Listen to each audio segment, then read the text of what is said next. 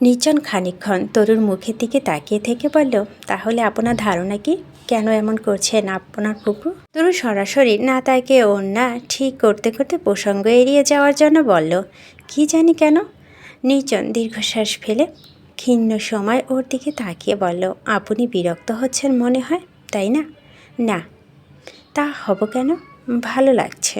তারপর মুচকি হেসে পরিবেশটা হালকা করতে বলল, কিন্তু আমি ভেবেছিলাম ফুপাতো ভাই আজ আমাকে বেড়াতে নিয়ে যাচ্ছে, এখন বুঝলাম প্রয়োজনে। নিচের মুচকি হেসে বলল, আচ্ছা কফি নিয়ে আসি, বসুন। মাথা নেড়ে সম্মতি দিয়ে ওর যাওয়ার পথের দিকে তাকিয়ে দীর্ঘশ্বাস ফেলে তরু। মানুষটা তো অদ্ভুত, পরিবারের খুঁটিনাটি বিষয় নিয়ে ছেলেটার এত ভাব বুঝি।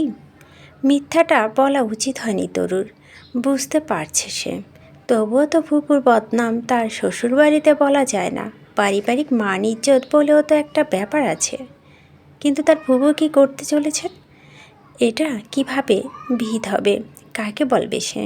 মাকে একবার অবশ্যই কল দিয়ে বলবে সব কিছু, কাউকে তো বলা দরকার। নির্জন কফি নিয়ে এসে বাড়িয়ে দিয়ে বলল, নিন।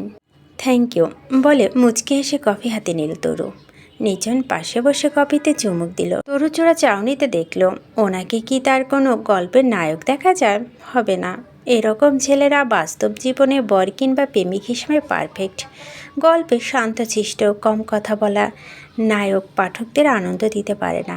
নির্জনই নীরবতা ভেঙে বলল, তন্ময় এরকম আসা যাওয়া কি কীভাবে দেখছেন? তরু কফিতে চুমুক দিয়ে তাৎক্ষণিক কিছু ভাবল, ভেবে বলল, বাড়াবাড়ি বটে। তবে ফুপিকে বলেছিলাম, উনি বললেন ফুপার নাকি বিশেষ পছন্দ ছেলেটার, তাই উনি খাতির করে আনেন। আমার মনে হয় আপনি বুঝিয়ে তন্ময়কে বাড়িতে আসা বন্ধ করলে ভালো হয়। নিজের ওর দিকে তাকিয়ে বলল, কেন ভালো হয়? তরু সতর্ক হয়ে গেল, সঙ্গে সঙ্গে বলল, একজন বাইরের মানুষ কেন আসবে? ও তো আমাদের রক্তের কেউ না। ঠিক বলেছেন বলে সে কফিতে চুমুক দিল। দুজন নীরব। নির্জন পুনরায় বলল, আচ্ছা এসব থাক, আপনার কথা বলুন, আপনি কি খেতে পছন্দ করেন? তরু মুচকে হেসে বলল, খাওয়া ছাড়া কি পছন্দ আর কিছু থাকতে পারে না? পারে। কি দেখতে, কি পড়তে, কোথায় ঘুরতে পছন্দ জিজ্ঞেস করা যেত, কিন্তু আপনার তো কোচিনে পড়া আছে, সেসব করতে পারবেন না, এখন খেতেই পারবেন শুধু। তরু ফিক করে হেসে ফেলল, হ্যাঁ তাই তো।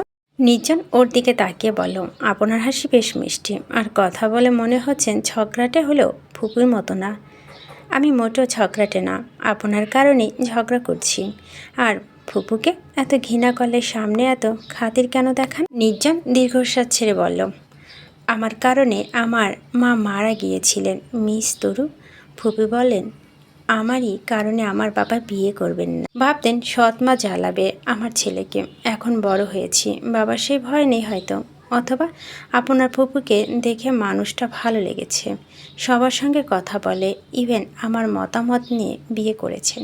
বিয়ের পর থেকে বুঝতে পারছি আপা প্রচণ্ড পছন্দ করেন ওনাকে। যদি আমার কারণে ঝামেলা হয় কষ্ট পাবেন, কিংবা কোনো কারণে যদি সংসার না টিকে কোনো অঘটন ঘটে, বুঝতে পারছেন? ওনার কিন্তু হাই প্রেশার, হার্ট দুর্বল, এজন্য ভেবেছি একটু মানিয়ে নিলে তো হয়ে যায়। আমি কি আপনার বাড়িতে জানাবো? না না, এতে ঝামেলা হতে পারে। এর চাইতে আপনি চোখের সামনে আছেন, দেখছেন সব কিছু, ওনাকে বোঝান, হয়তো ধীরে ধীরে বুঝবে। সে আমি বুঝবো, কিন্তু একটা কথা। হ্যাঁ বলুন। আমাকে এই আপনি আপনি না করলে হয় না? আপনি তো আমার ফুফাতো ভাই, দূরে কেউ না। হ্যাঁ তা ঠিক বলছেন। বলছেন না, বলছো। হাসল নির্জন, তারপর বলল, কি পছন্দ করো বললে না যে? আইসক্রিম। শুধু আইসক্রিম? ফুচকাও পছন্দ। বুঝেছি। কি? কিছু না, চলো এবার যাওয়া যাক। দুজনে এগিয়ে এসে ফুচকা খেয়ে রিক্সা উঠল। বাসায় ফিরল 8টার আগে। এসে দেখা গেল জিমের সরঞ্জামগুলো লোকজন নিয়ে নেওয়া হয়েছে উপরের একটা কামরায়। নির্জন কিছু না বলে নিজের রুমে চলে যায়। তরু উত্তর দিকে ওই জিমের রুমটা গেল দেখতে। জানালার কাছে গিয়ে দেখে কেয়া, ইশাক সাহেব এবং তন্ময় দাঁড়িয়ে আছে, সব কিছু ঠিকঠাক করছে। 3জন লোক। তরু সরে চলে যেতে চাইছিল, ইশাক সাহেব দেখে ফেললেন। আরে তরুমা, এসেছ তোমরা? হ্যাঁ ফুপা, নির্জনকে ডাক দাও তো একটু। আচ্ছা বলে সে গিয়ে দরজা নক দিল। নির্জন খুলে দিল, বলল ফুপা ডাকছেন। সে বের হয়ে গেল জিমের রুমে।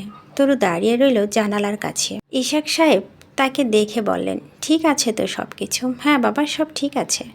কাল থেকে বাড়িতে করতে পারো তুমি। এখানে তো সব কিছু নেই বাবা, আমার বাইরে যেতে হবে। কি বলো, হবে না এগুলোতে? না হবে, এখানে যথেষ্ট আছে। এমনিতে আমি যেই দিন জিমে যাব না এখানে করব, কিন্তু সন্ধ্যা হবে না, আমি দিনেই করব। আচ্ছা ঠিক আছে। নির্জন পুনরায় চলে গেল তার রুমে। তরু সরে গেল জানালার কাছ থেকে। পরদিন প্রচণ্ড রোদ উঠেছে। কোচিং থেকে ফিরে এলো সে 2টোর দিকে। এসে দরজা খুলে প্রথমে টেবিলে চোখ পড়ল। একটা চকলেট আইসক্রিমের বক্স। এগিয়ে গিয়ে হাতে নিলে দেখে পাশে এক টুকরো কাগজ, সেখানে গোটা গোটা অক্ষরে লেখা, হ্যাঁ তোমার জন্য লেখিকা ম্যাডাম। মুচকি হাসল তরু। বুঝতে পারছে কার কাজ এটা। অদ্ভুত এক ভালো লাগা তার মনটা ভরে গেল। বাথরুমে গিয়ে হাত মুখ ধুয়ে ফ্রেশ হয়ে এসে আইসক্রিম হাতে নিয়ে গেল পিছনে ঝুলন্ত বারান্দায়। এদিকটা ফুরফুরে মিহি বাতাস বইছে। ডিবিটা খুলে আইসক্রিমের মুখে দিল তরু। বরফ ঠান্ডা শিরশির করে উঠল দাঁত। তবুও ভালো লাগে তার। সামনে অনেকটা জায়গা জুড়ে গাছগাছালি, কোথাও একটা কোকিল কুহুকুহু করে ডেকে হারিয়ে গেল। নির্জন ভাই কোথায় এখন? নিশ্চয় রুমে। সে কি গিয়ে ধন্যবাদ দেবে? তাছাড়া একই বাসায় মাঝে মধ্যে তো যেতেই পারে। তরু আইসক্রিম খেতে খেতেই ওর দরজার কাছে গিয়ে দেখে বন্ধ। পাশে জিম রুম থেকে শব্দ আসছে। তরু জানালার কাছে গিয়ে দাঁড়ায়। রানিং মেশিনে নির্জন দৌড়াচ্ছে। পায়ে কেটস, পরনে 3/4 প্যান্ট আর মেকি হাতা গেঞ্জি, ঘেমে একাকার। তাকে দেখতে পেল নির্জন। স্পিড কমিয়ে ডাক দিল, তরু ভিতরে আসো। জানালা থেকে সরে দরজার কাছে গিয়ে দেয়ালে আড়ালে ক্ষীণ সময় দাঁড়ালো সে। ভিতরে যেতে কেমন যেন লাগছে তরুর, আবার যেতে ইচ্ছে করছে। জুতো খুলে আইসক্রিমের বক্স হাতে ভিতরে গেল সে। নির্জন দৌড় থামিয়ে জানালা থেকে রুমাল এনে মুখ মুছে ফ্যানের নিচে বসল। তরু দাঁড়িয়ে থেকে তাকিয়ে আছে। ঘেমে গিয়ে মুখ কেমন লাল হয়ে আছে। হাতের বেশি অসম্ভব ফর্সা। গেঞ্জির ভিতরে সবসময় থাকে বলে হয়তো। বসো, ময়লা একটু লাগবে, কিছু হবে না। তরু বসল হাত 3 দূরে। তারপর ইতিহস্ত করে বলল, থ্যাঙ্কস। নির্জন মুচকে হেসে তাকিয়ে বলল, এটার জন্য থ্যাঙ্কস দিতে খুঁজছিলে নাকি? হ্যাঁ। কেন? তারপর নিজে বলল, থাক, উত্তর দিতে হবে না। নিশ্চয় বলবে, আমার মতো লোকের কাছ থেকে আশা করা যায় না বলে হাসল সে। তরু হাসিতে যুক্ত হয়ে বলল, আসলে তাই, কিন্তু হুট করে কি মনে করে আইসক্রিম? গতকাল বললে না আইসক্রিম পছন্দ? আমার পছন্দ হলেই এনে দেবে এমন তো না। আপনার না খুব রাগ সামান্য ফ্রেন্ড রিকোয়েস্ট অ্যাকসেপ্ট করেননি বলে?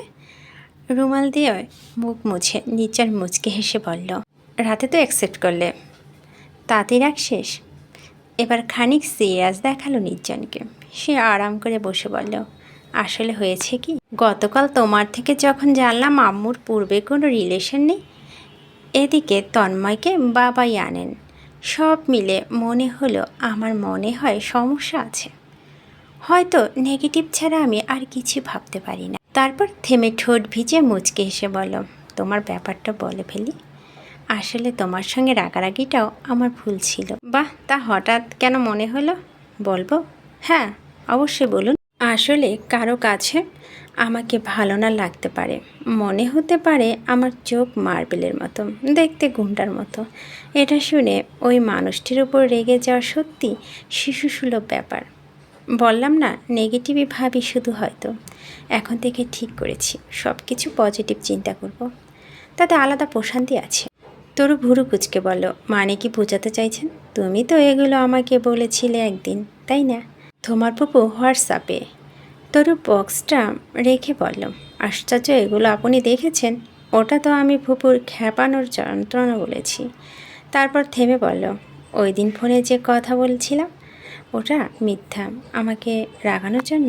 নির্জন ভুরু কুচকে বলল, তাই? হ্যাঁ। আচ্ছা, এগুলো বললে আসলে আমার রাগারাগি কিছু নেই, খুবই স্বাভাবিক বিষয়। বিশ্বাস করুন, এগুলো সত্য বলিনি, কসম। বাচ্চাদের মতো কসম বলা দেখে হাসল নির্জন। তারপর চারদিকে তাকিয়ে বলল, পানি না নিয়ে চলে এসেছি। তরু আইসক্রিম দেখিয়ে বলল, আপনার গরম লাগছে, খাবেন? চামচ আনবো? নির্জন ওর দিকে তাকিয়ে মুচকে হেসে কিছু বলতে চাচ্ছিল, তখনই জানালার সামনে কেয়াকে দেখতে পেল। ওর দৃষ্টি লক্ষ্য করে তরু তাকিয়ে দেখে কেয়া মিটিমিটি করে হাসছে। পুপি কিছু বলবে? কেয়া জবাব না দিয়ে ভিতরে এলো। তার মন মেজাজ ভালো মনে হচ্ছে। পাশে এসে বসে বলল, ফুপিকে রেখে একা একা আইসক্রিম এনে খাচ্ছিস? তোমরা গল্প করো, আমি গিয়ে পানি নিয়ে আসি বলে নির্জন বসা থেকে উঠে চলে গেল। তরু পুনরায় ওকে আইসক্রিম খেতে বলতে গিয়েও ফুপির জন্য পারল না। ভিতরে কেমন একটা খচখচ করতে শুরু করলো। কিয়া ওর উড়ুতে চিমটি দিয়ে বলল, ঘটনা কি? তুই না ভাব দেখাইতি আমার ছেলে গুন্ডাদের মতো, চোখ মার্বেলের মতো, এখন দেখি পিছু নিয়েছিস। আজরা বকবে না তো পুপু? পিছু নিয়েছি কে বলল? তাহলে আইসক্রিম নিয়ে এখানে কেন? তরু বলতে চাচ্ছিল থ্যাঙ্কস দিতে এসেছিলাম, কিন্তু বলল না। শেষে পুপু আরও বেশি খোঁচাবে। ইতিহস্ত করে বলো, বারান্দা থেকে শব্দ শুনে এদিকে এসেছিলাম, এটা নিয়ে তোমার কাছে যেতাম। নাও খাও আইসক্রিম। যা গরম পড়ছে না? কে আইসক্রিম নিয়ে মুখে নিয়ে বলল, চকলেট আইসক্রিম ভালো লাগে অনেক। আচ্ছা শোন, তোর মোবাইল মনে হয় রুমে রেখে এসেছিস। হ্যাঁ, তোর আমা কল দিয়েছিল। কেন? তোর মামাতো বোনের বিয়ে পরশু দিন, তোকে যাওয়ার জন্য কল দিয়েছে। ও মা, এত তাড়াতাড়ি বিয়ে ঠিক হয়ে গেল? শুনছিলাম কথাবার্তা চলছে। তাড়াতাড়ি তো দিব, তোদেরকে ঘরে রাখা যাচ্ছে না। ছেলেদের জিমের ঘরে চলে যাচ্ছিস? তরু দাঁত কটমটো করে তাকিয়ে রইল। কে আর রহস্য করে হাসছে। তোর মনে মনে বলছে, কত রূপ যে দেখাই বা ফুপু, এই রোদ এই বৃষ্টি, মুড সুইংয়ের মানে মান ইজ্জত শেষ করে দিচ্ছি। এত ঠান্ডা বলে কে আইসক্রিম ফিরিয়ে দিয়ে বলল, বিয়েতে যাবি? হ্যাঁ, আম্মুর সঙ্গে কথা বলে দেখি। তুমিও চলো। বিয়ের পরদিন চলে আসলাম আমি। হ্যাঁ, তোর মা যেতে বলে নাই, তাই যাব না। আম্মু বলবে, তুই বলাবি, তাই বাদ, যাব না। এক কাজ কর, নির্জনকে নিয়ে যা, শ্রীমঙ্গলে পাহাড়ে জঙ্গলে দুজনে ঘুরে বেড়াবি।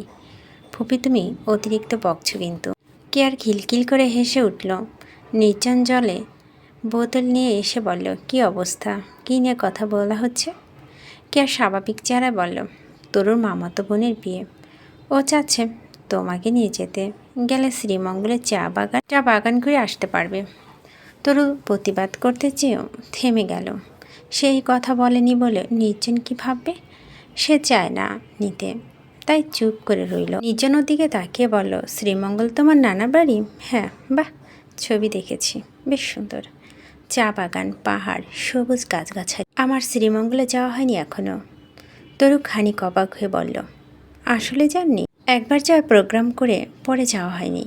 তাহলে চলুন না, দেখে আসবে। নির্জন এক চুমুক জল খেয়ে রানিং মেশিনের কাছে গিয়ে বলল, না, এভাবে যাওয়ার ইচ্ছে নেই, তবে বন্ধুবান্ধব মিলে কখনো ঘুরতে যাব। কেয়া বসা থেকে উঠে বলল, তরু এমনিতেই একা যেতে হবে, পারলে চলে যাও, ঘুরে দেখে আসবে, ভালো লাগবে। নির্জন কিছু একটা ভেবে বলল, কবে বিয়ে? পরশু দিন। তোমরা কালই চলে যাবে? আচ্ছা ঠিক আছে, যাব, কিন্তু কাল গিয়ে বিয়ের পরদিন চলে আসবো। পরদিন দুপুরে নির্জন রেডি হয়ে সিটিং রুমে বসে তরুর জন্য অপেক্ষা করছে।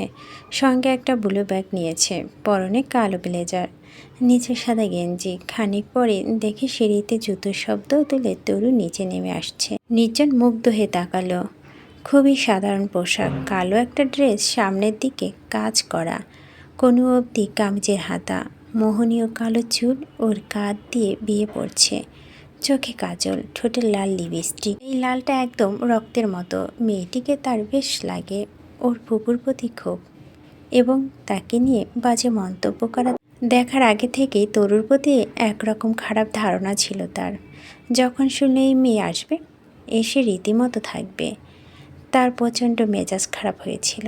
নিতান্ত কিয়া আর তার বাবার কথা শুনে মেনে নেয়, বুঝতে দেয়নি ভিতরে বিরক্ত। স্টেশনে যাওয়ার পর যখনই তরু বলল, একই ছাতা দিয়ে যেতে হবে না কি, ব্যাস তার ভিতরে ক্ষোভটা বিস্ফোরণ হলো। এভাবে বারবার রেগে যাচ্ছিল, কিন্তু একটা সময় বুঝতে পারে মেয়েটি তাকে উল্টো রাগে বারবার মজা নিচ্ছে। ধীরে ধীরে তার রাগটা কমে গেল। ওই দিন দরজার কাছে দাঁড়িয়ে তাকে শুনিয়ে ফোনে আলাপটাও সে বুঝেছে এগুলো তাকে রাগানোর জন্য করা। মেয়েটি চালচলন আর কথাবার্তা চড়ুই পাখির মতো, চঞ্চলতা একটা ব্যাপার আছে।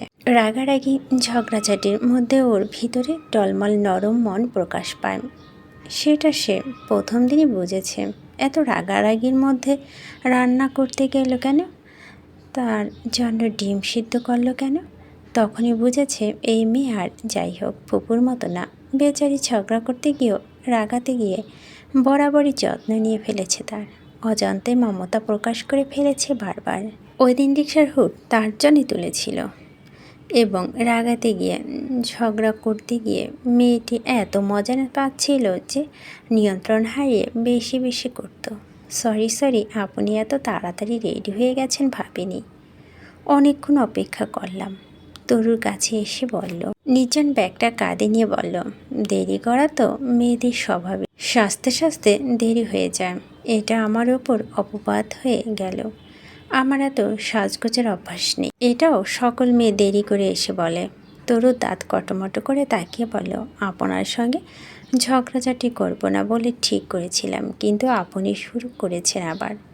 আমি এসেই কিন্তু সরি বলেছি। নির্জন মুচকে হেসে বলল, আচ্ছা ঠিক আছে চলো। আর তোমার ফুপুকে বলে এসেছো তো?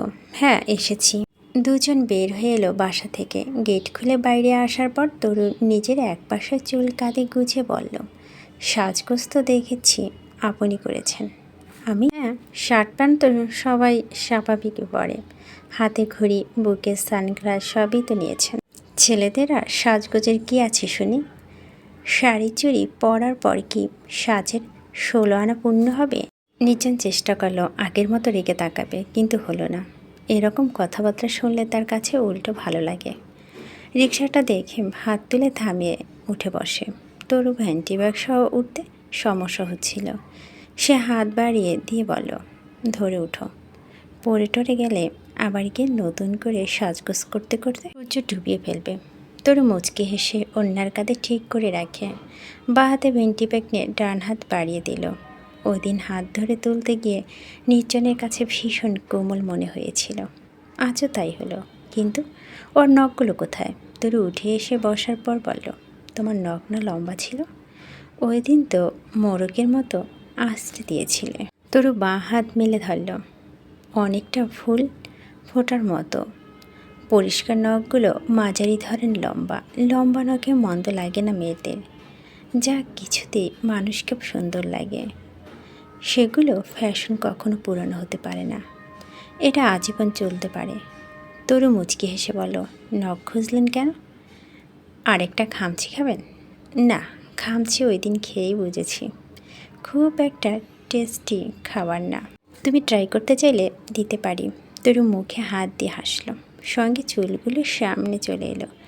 অবাধ্য চুলগুলো কানে গুজে বলল, আপনার তো নখই নেই, খামচি কী দিয়ে দেবেন? বুঝেছি, নখ রাখতে হবে। কথা বলতে বলতে তারা বাস স্টেশনে এসে পৌঁছে গেল। রিক্সা থেকে নেমে টিকিট কেটে সিট পেল অনেকটা সামনের দিকে। ব্যাগটি উপরে রাখলো নির্জন। তরু জানালার পাশে গিয়ে বসলো। খানিকক্ষণ পর সে ওপর পাশে ফুটপাতের হাওয়ায় মিঠাই দেখে বলে, উফ, হাওয়াই মিঠাই এখন কি করে আনবো? বাস কি ছেড়ে দেবে? নির্জন ভুরু কুচকে তাকিয়ে বলো, বাচ্চাদের মতো হাওয়াই মিঠাই খেতে ইচ্ছে করে? কালারটা দেখুন না, দেখলে খেতে ইচ্ছে করে, বলে সে দাঁড়িয়ে গেল। নির্জন দাঁত কটমটো করে তাকিয়ে বলো, তুমি বসো, আমি নিয়ে আসছি। সে রাস্তা পেরিয়ে গেল হাওয়াই মিঠাই আনতে। সেখান থেকে বাসের ইঞ্জিন স্টার্ট দিয়ে দিয়েছে দেখে হাওয়াই মিঠাই নিয়ে দৌড়ে এসে উঠল। হাঁপাতে হাঁপাতে সিটের সামনে এসে দাঁড়িয়ে বলল, নাও তোমার হাওয়াই মিঠাই। বাস তখনই টান দিল। নির্জন টান সামলাতে না পেরে বাঁ পাতে সামনের সিট খামছে ধরল, ডান হাতে হাওয়াই মিঠাই। চলতি বাসের জন্য বাঁ হাত টান টান করে পুরো শরীর তাদের পিছনের ছিটে পড়ল। মুখ গিয়ে পড়ল তরুর গলায়। নির্জনের চুলের সঙ্গে ঘষা খেল তরুর গাল। তরু দ্রুত হাত বাড়িয়ে ওকে ধরতে গিয়ে নাক ঠোঁট ডুবে গেল চুলে। এক অচেনা অনুভূতিতে তরুর কিশোরী মন দোলা লাগে, শিরশির করে ওঠে বুক।